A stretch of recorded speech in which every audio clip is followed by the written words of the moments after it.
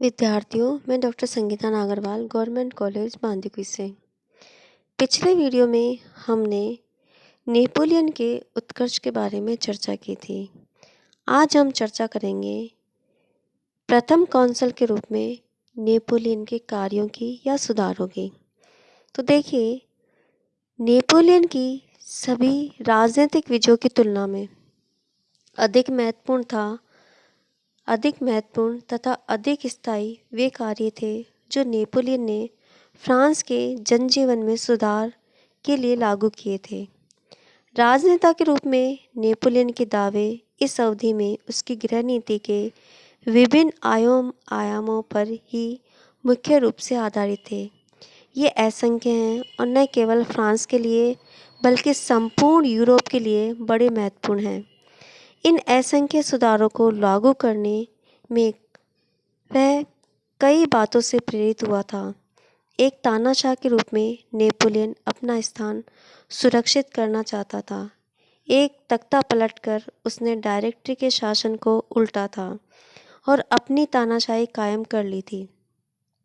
कट्टर क्रांतिकारी इसके प्रबल विरोधी थे।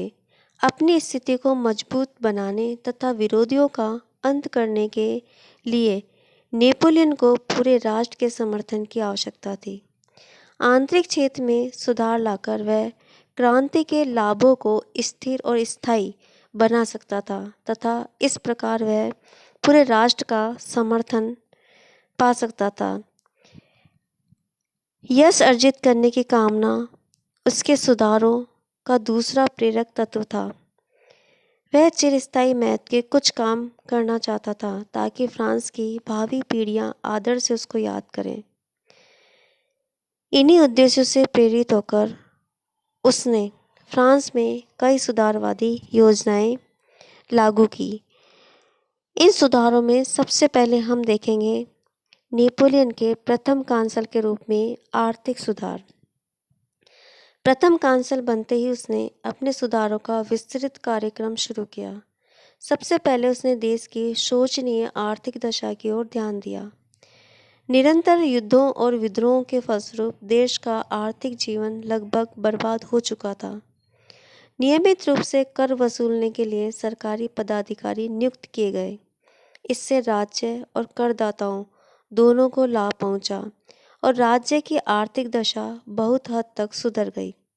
उसने ठेकेदारों के अनुचित मुनाफों का अंत किया, सट्टेबाजी रोकी और स्टॉक एक्सचेंज पर नियंत्रण किया। खर्च करने के तरीके में भी सुधार किया। नेपोलियन ने वित्तीय गतिविधियों को संचालित करने के लिए एक बैंक ऑफ फ्रांस की स्थापना की। यह बैंक आज भी फ्रांस में कायम है और यह नेपोलियन की एक स्थायी देन है। नेपोलियन ने कामगार वर्ग की कृतज्ञता हासिल करने के उद्देश्य से बेरोजगारी की समस्या के समाधान का प्रयास किया।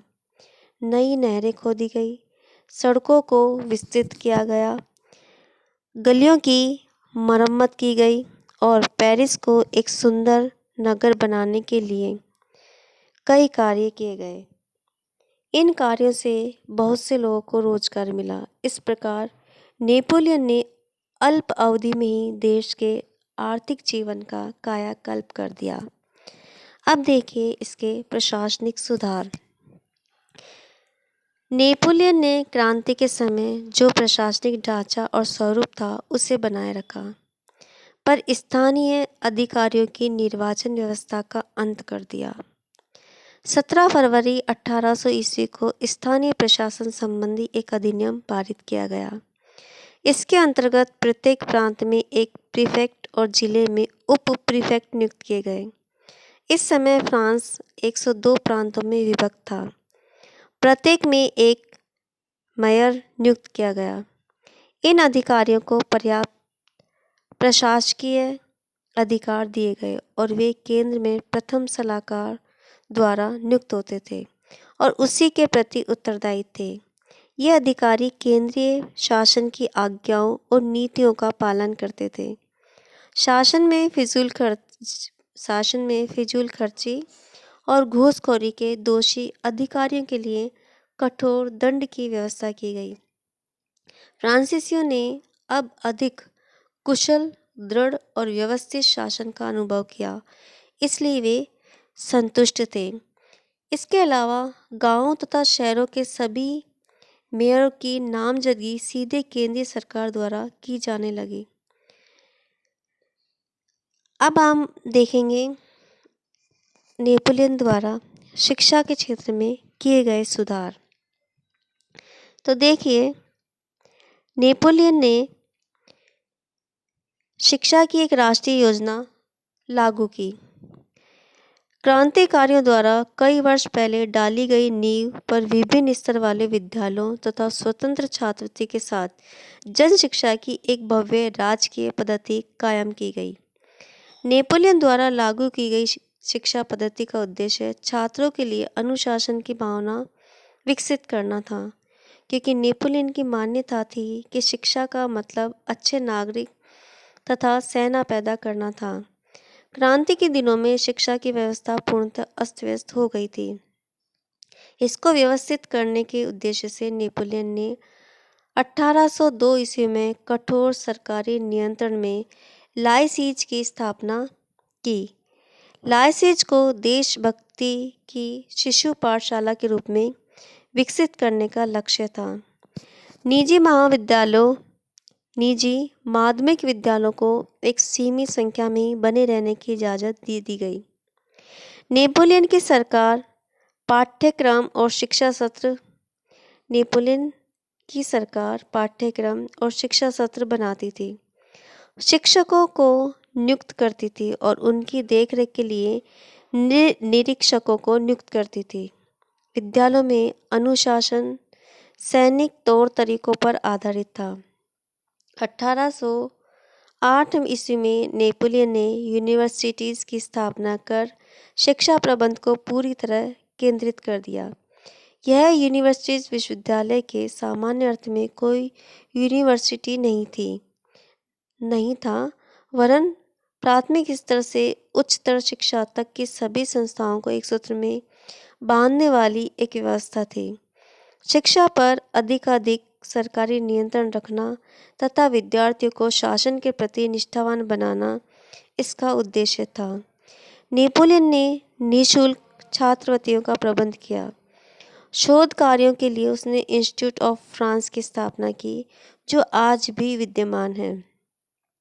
शिक्षकों को प्रशिक्षण देने के लिए ट्रेनिंग कॉलेज खोले गए। नेपोलियन द्वारा स्थापित यह शिक्षा पद्धति कुछ आवश्यक सुधारों के साथ आज भी फ्रांस में कायम है। यानी संक्षेप रूप में हम कहें तो नेपोलियन ने प्रत्येक कम्यून में प्राथमिक विद्यालय स्थापित किए, जो प्रीफेक्ट और उप प्रीफेक्ट की देखरेख में संचालित होते थे। दूसरा, माध्यमिक शालाएं स्थापित की गई, उन्हें लैटिन और फ्रांसीसी भाषा तथा विज्ञान की शिक्षा दी जाती थी। तीसरा, 1808 ईस्वी में पेरिस में इंपीरियल विश्वविद्यालय स्थापित किया गया। इसका पाठ्यक्रम सरकार द्वारा निर्धारित किया गया। इसमें विभाग थे धर्म ज्ञान, कानून, चिकित्सा, साहित्य और विज्ञान।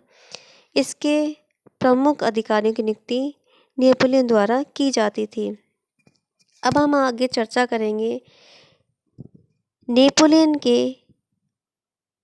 नेपोलियन कोड की या नेपोलियन विधान संहिता की। तो देखिए,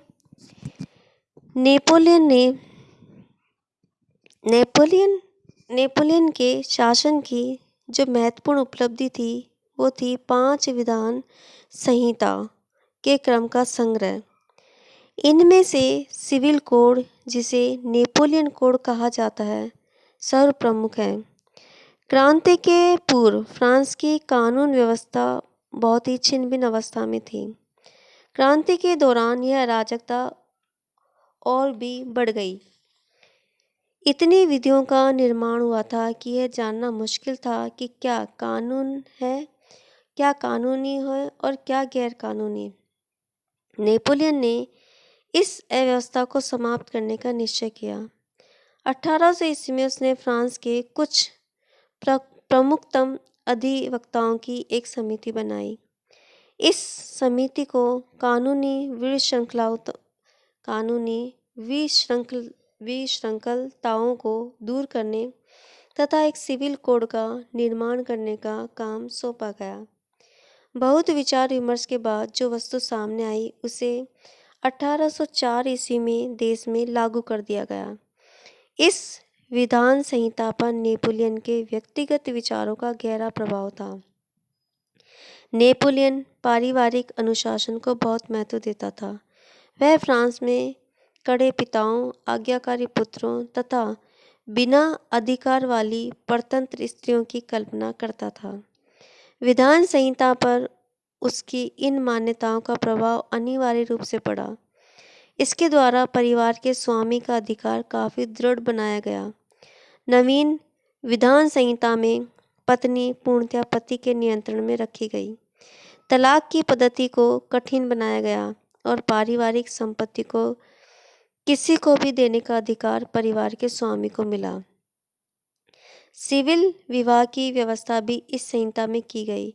इस प्रकार सिविल विवाह और तलाक की प्रथा को मान्यता देकर नेपोलियन ने यूरोप में इस बात का प्रचलन किया कि बिना पादरियों के सहयोग से भी समाज का काम चल सकता है।